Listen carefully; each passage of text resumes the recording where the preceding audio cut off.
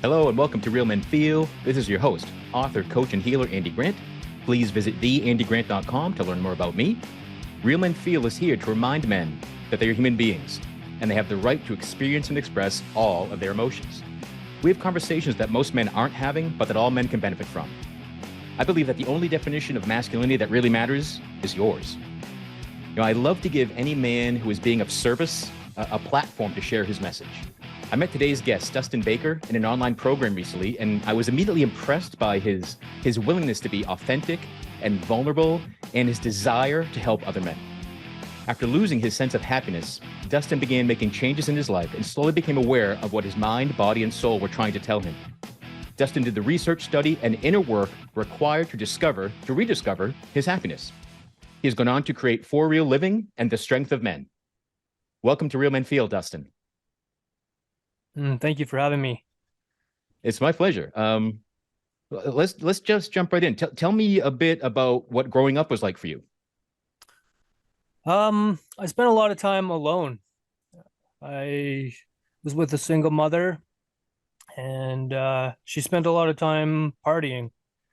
I often had to wake up for school by myself, get ready. I remember getting ready for pictures by myself, kind of just picking out whatever I wanted to wear, and that was what I would be wearing in my pictures that I still have in my baby book today. So it was a lot of time just spent thinking, really, now that I look back, and wondering what the world had in store and trying to pay attention to what the world was able to provide at that time. Was your general thinking positive or negative or neutral? What kind of thoughts were you having? I was often involved with team sports. I spent a lot of time playing hockey as a minor, and so I was very focused on hockey. I kind of get into these periods where I become very focused on whatever it is I'm involved with.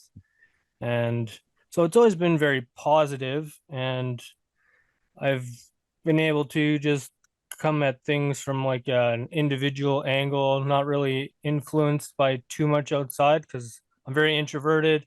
I can often be awkward, and I don't necessarily come up to people and ask them how they're feeling or what's going on. So those are things that I have slowly begun to work on.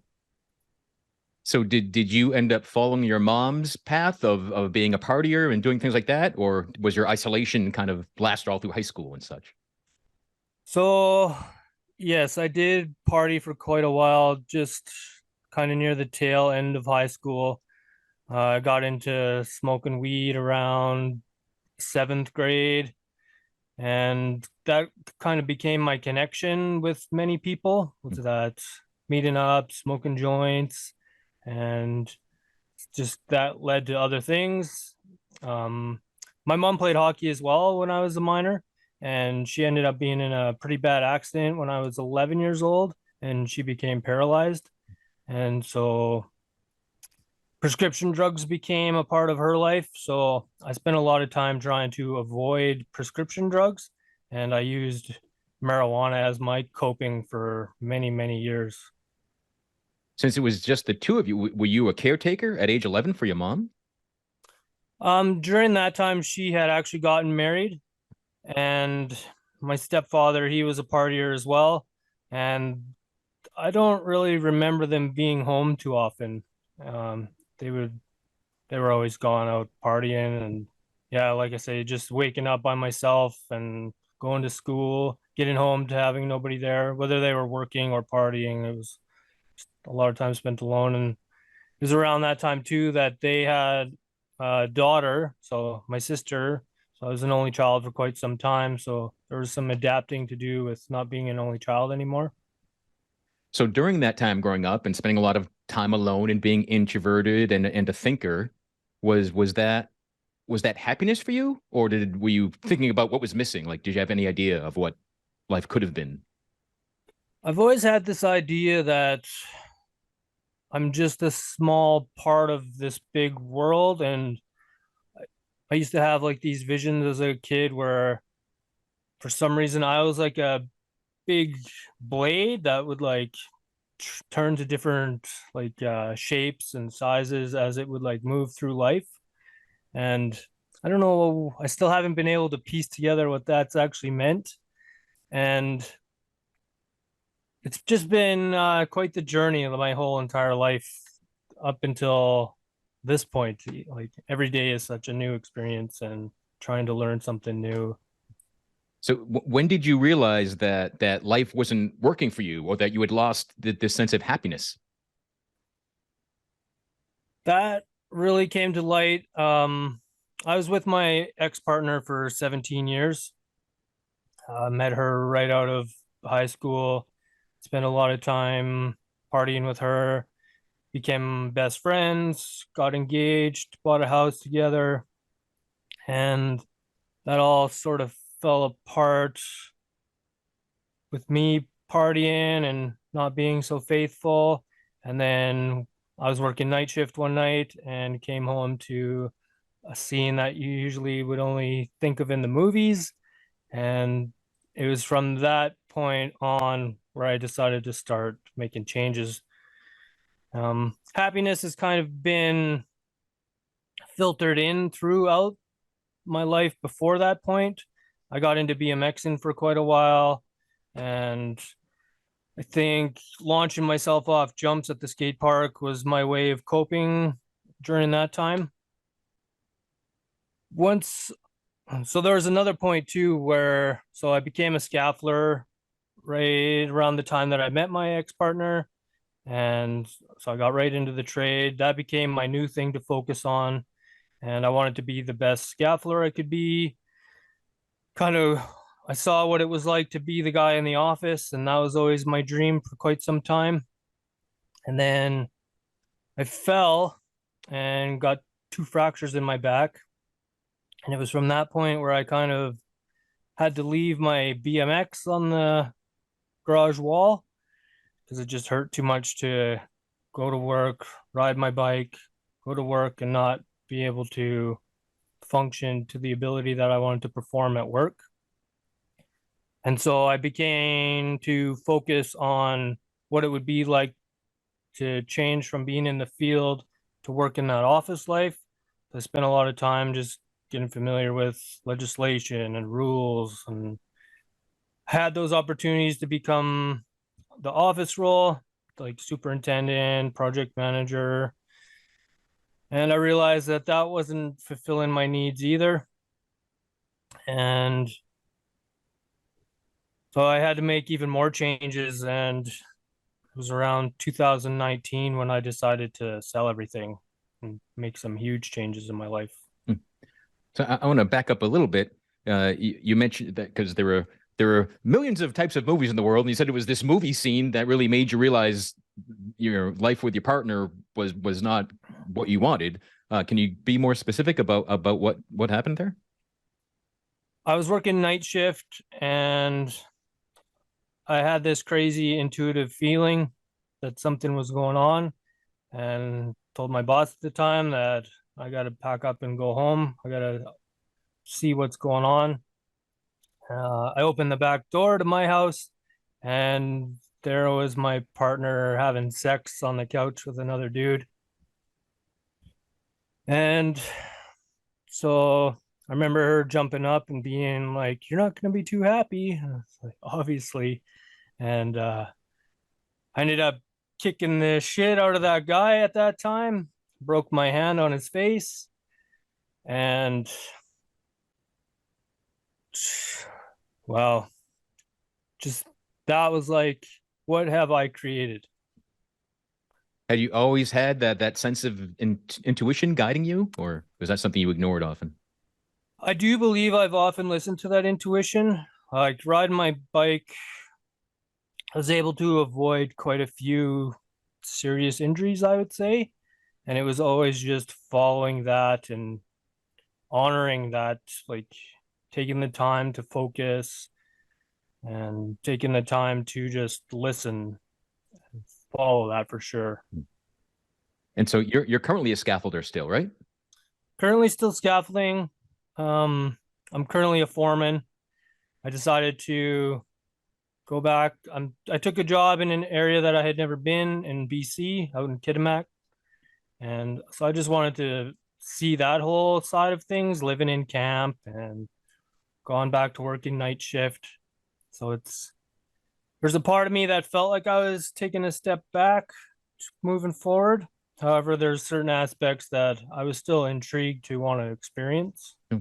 Yeah, so it is a camp of scaffolders up in the far north of Canada. Is that a community that gets together at the end of the day and talks about happiness and meaning and fulfillment? No, that camp actually, so it's a multi-trade camp.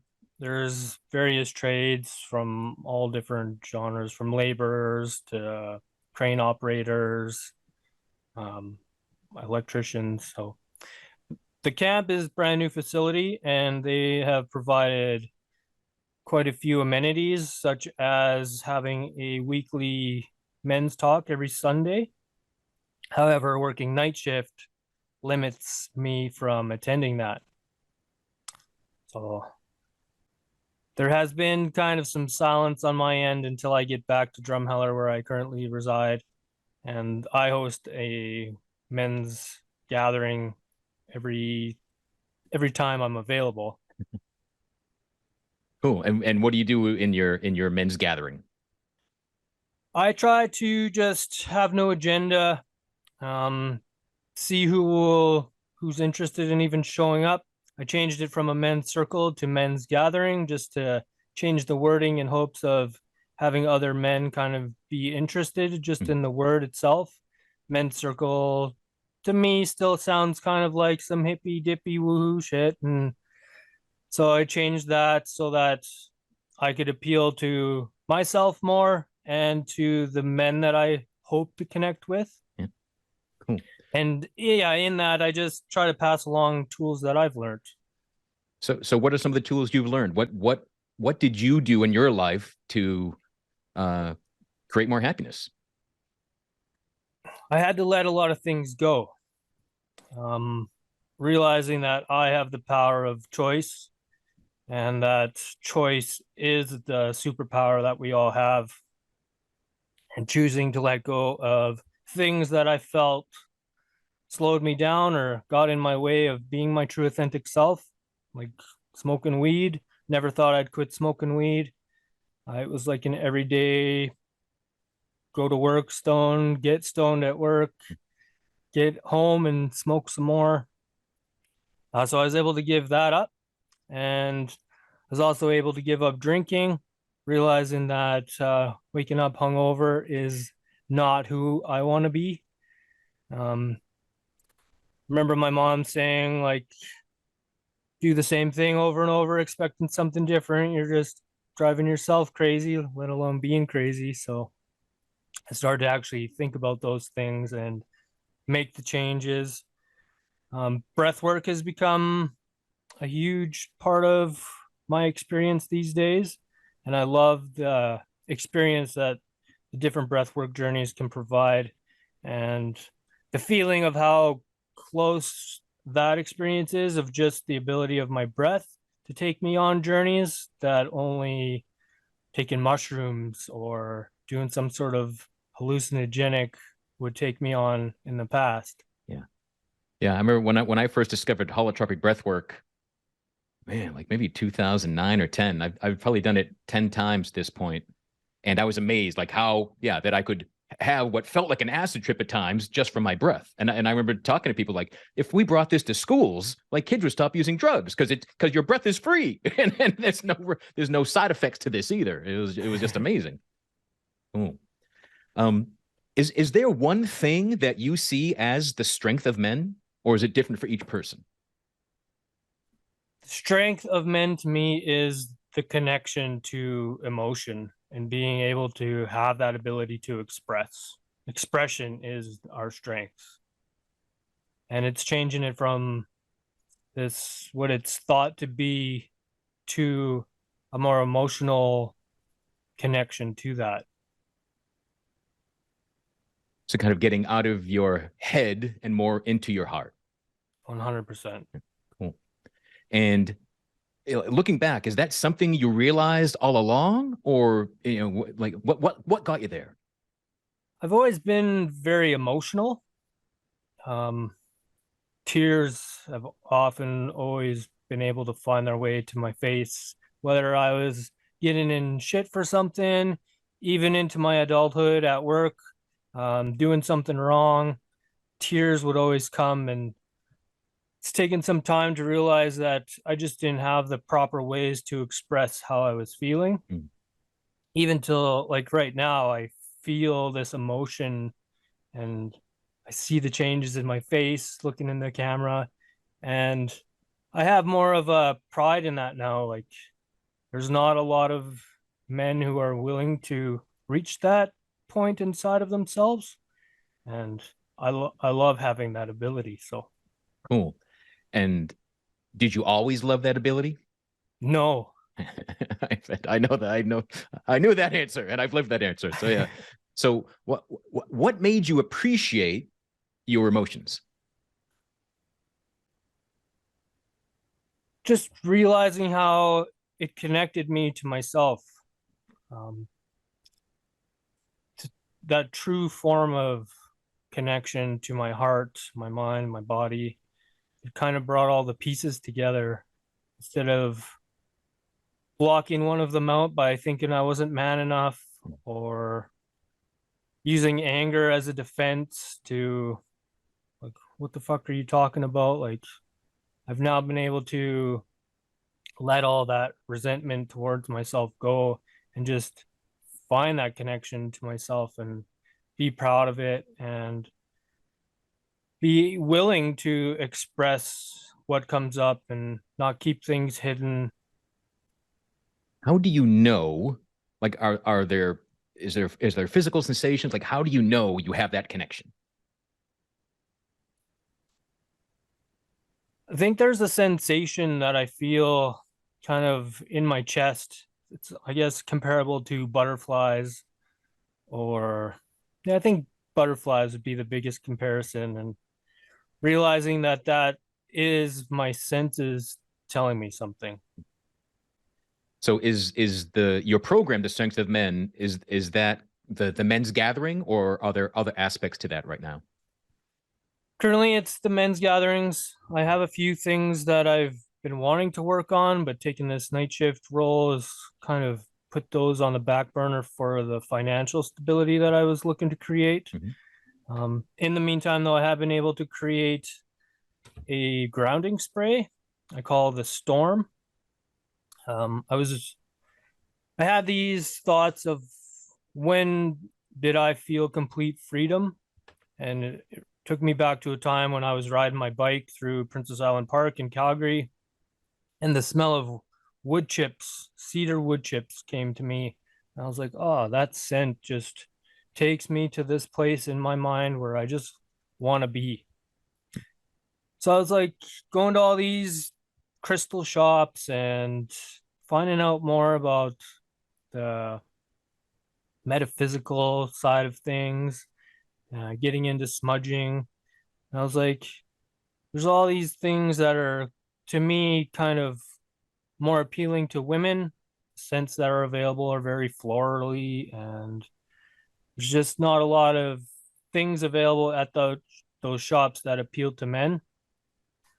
So I did some research on essential oils and kind of was a little chemist down in the basement, mixing these different scents together to see what I could come up with.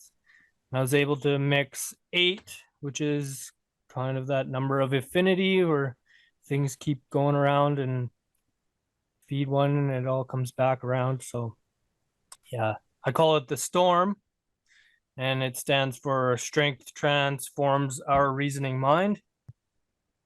And so the intention behind it is when I myself am feeling in the middle of a storm, my mind turns to chaos. I can't slow down. It's remembering to spray a little bit and kind of allow my mind to calm down and take me to that place of freedom. Was it possible for you to feel connected to your authentic self when you were drunk or high? No.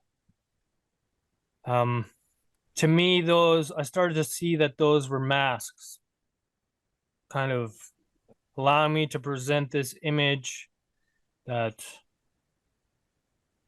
got in the way of me having that connection. Was dropping those masks more difficult because of the kind of the laboring community that you're part of? There was a time when I would say yes, until I started to realize the power of choice and where I wanted to allow my abilities to be influenced, and finding my strength in those choices to know that I don't need to try to fit in with that environment. I can still be my own man. Cool. Kind of dropping all those ideas of what I thought it was to be a man and just become the man I want to be. Yeah. So I get that this may be very difficult to answer, but how did you learn what it meant to be a man? The kind of those false stories, where did they come from? Whew. So my father was not really around when I was a kid. I spent a few odd weekends with him. And I remember my mom's first boyfriend back then. He was very abusive, verbally, physically, towards my mom. And when I did meet up with my father, I'd have to meet him in random coffee shops or whatever, because if there was the connection made between who I called my stepfather at that time and my real father, there would be police involved. And so I never really had what I thought it was to be a real man until I began working. And then it was my supervisors that I began to look towards for that fatherly role. And I think that's where I drew most of my influence from. And yeah, they were drug addicts and Okay, so it was the influence alcoholics. to keep the masks as opposed to let them down then. Yes. What was there a male influence that you could see to give those things up, to get that connection, to be grounded in your true self? Honestly, no. Okay. So is Never your own was able. experimentation.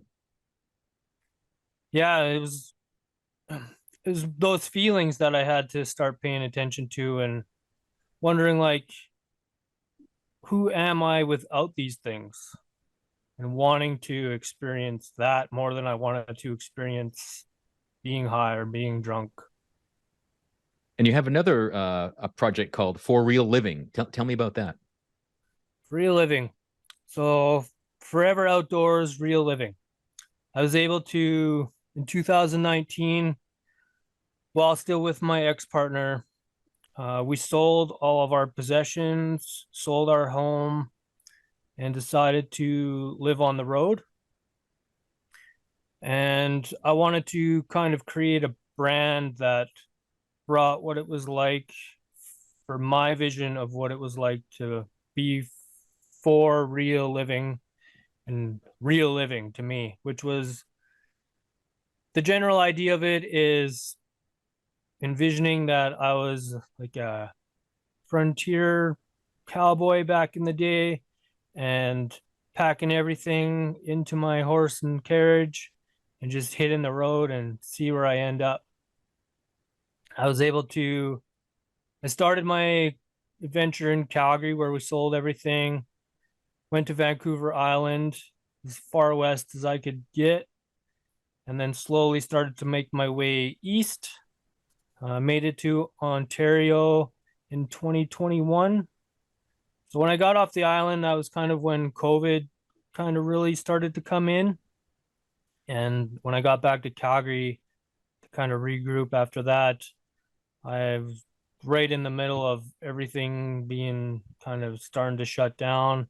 And so I was used to being alone and self-sufficient at that time, and kind of regrouped, slowly made our way to Ontario. And that's where my ex-partner and I kind of really had this realization that we're on totally different paths. I wasn't able to let go of my resentment for what I had witnessed.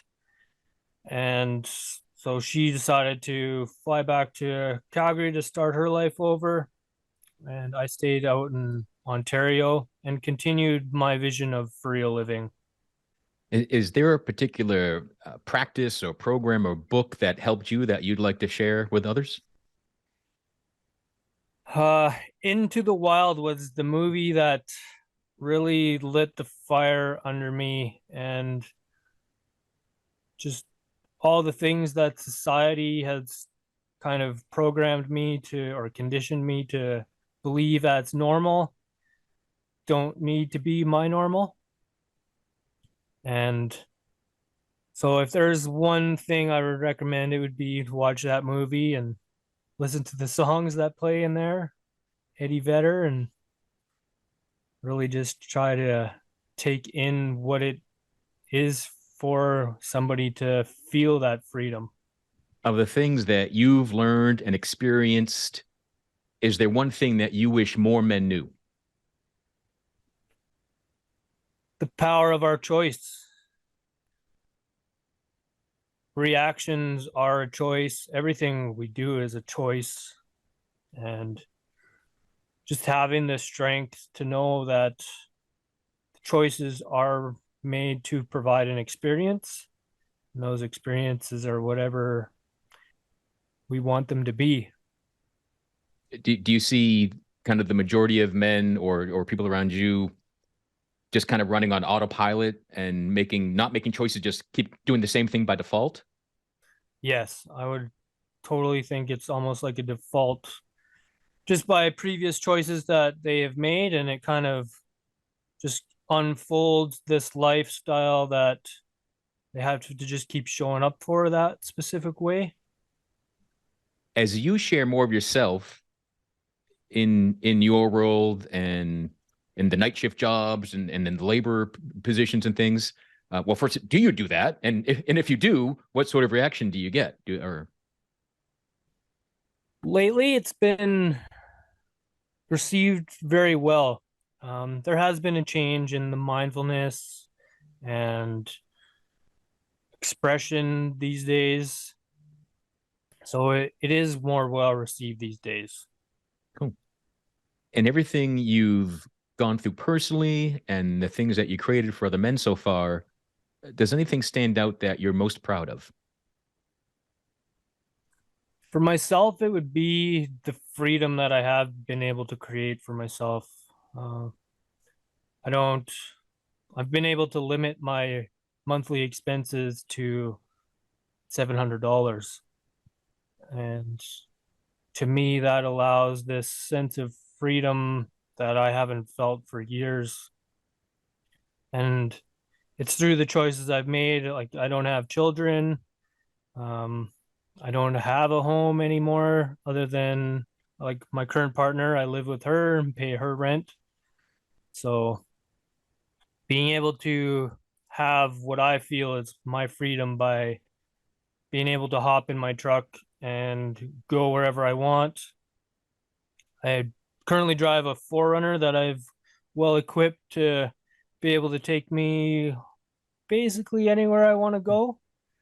And I do take it basically anywhere I want to go. And I've been able to live those experiences and take myself down forest roads where somebody hasn't traveled for years and hopefully not get stuck. But the few times I have been getting myself into some pretty tricky situations, I've been resourceful enough through the skills I've learned throughout my life to be able to walk out somehow and be able to find help, or be resourceful enough to use the tools that I've brought with me to get my vehicle out of some of the places I've got it.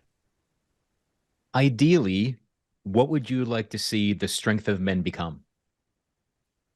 I would like to see the strength of men become. That's a really good question. So many pieces that I'd like to just piece together and have a general answer. Um,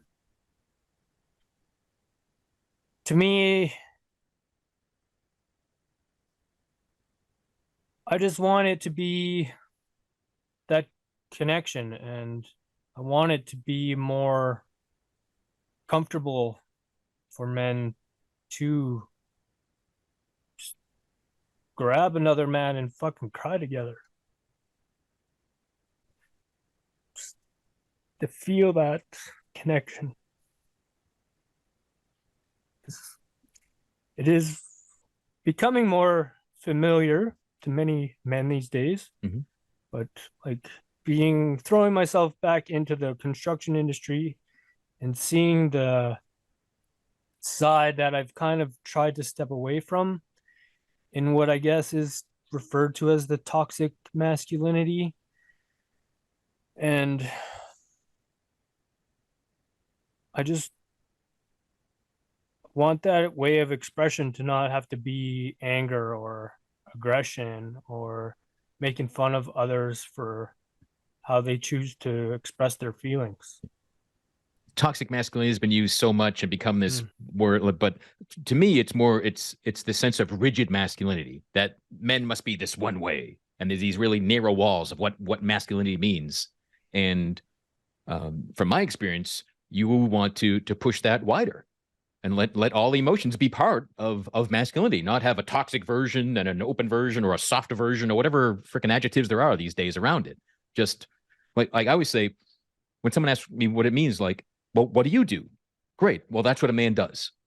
Right? There's no comparison. It's just like, however you spend every living moment, that's what masculinity is. You mentioned woo-woo stuff earlier too, and like, I do so many things that are freaking woo-woo and out there, and things I made fun of, and now I embrace them because they work. So it's that willingness to try new things, to experiment, to step out of that narrow container of what men are supposed to be, especially if it comes from people that are fucking miserable, right? So, you have the right to be happy. Every human being has the right to be happy. I don't think anyone's put here to suffer and sludge through a miserable experience. I just don't believe that. And as you said, our choices can make that, but new choices can change all that as well. So I love that how you found your own personal vision of freedom is being really mobile. Yeah. So it's interesting that you're self-sufficient, yet you want connection too. So it's not one or the other, and I think that's beautiful. I've really had to learn that community is another strength that we have as a society seem to have just let go. Each person offers so much value to another's experience that trying to push everything away doesn't work, and there's tools that need to be learned from everyone, and the ability to help others is a huge part of our existence. Yeah. And one thing that was never made clear to me growing up, helping someone else, being of service, comes with such a tremendous reward. Like sometimes I feel like I'm more helped when I help someone else have some breakthrough, some realization, whatever it may be. There is just such this fantastic exchange in those experiences. Do you find that? I do. And I've noticed that in a lot of like various podcasts, and that connection that they create for the person hosting and the interviewee, and how just the questions that are asked or the responses that are given, there's that each of them are healing each other through those conversations, and that has become very bright, and I can see that in so many different things that I read through and watch. Dustin, is there anything else you want to share or pass along? I would like to thank you for allowing this space to create and express. Very grateful for that. Just want to offer men that they can be whoever they want to be, as we touched on each part. We're all men, no matter what we've become to believe and be the man that you want to be. Cool. And Dustin, what's the best way for people to learn more about what you're up to? I do have an Instagram page at The Strength of Men. I'm on Facebook as well at The Strength of Men. I have a website, The Strength of Men, and kind of my travel page is FOReaLiving, F.O.ReALING.com. There's only one L in there, and it's kind of weird to spell, but all right, we'll spell it out for all the links mentioned and all the resources that have been talked about. Visit realmenfeel.org. There'll be a blog post for this episode, and we'll have all the different ways to follow and connect with Dustin there. Dustin, thanks for stepping forward. Thanks for saying yes when I offered this to you, and thanks for your bravery in being yourself. Because I know what a scary thing that can be for a man. But you're giving permission to everyone else out there to take the risk to be themselves as well. So it's truly valuable and appreciated. Thank you, Andy. All right. Thanks for everyone listening to us today. Wherever you're discovering Real Men Feel, please give a like, a subscription, a comment, share this with somebody. You can always reach me at realmenfeel@gmail.com. Always glad to hear from you. And if you haven't yet joined the private Facebook group, we have one. Visit realmenfeel.org/group. It'll take you right there. And you can have that community, that connection that we've been talking about. That is one of the strengths of men that we don't take advantage of, everybody. But until next time, be good to yourself.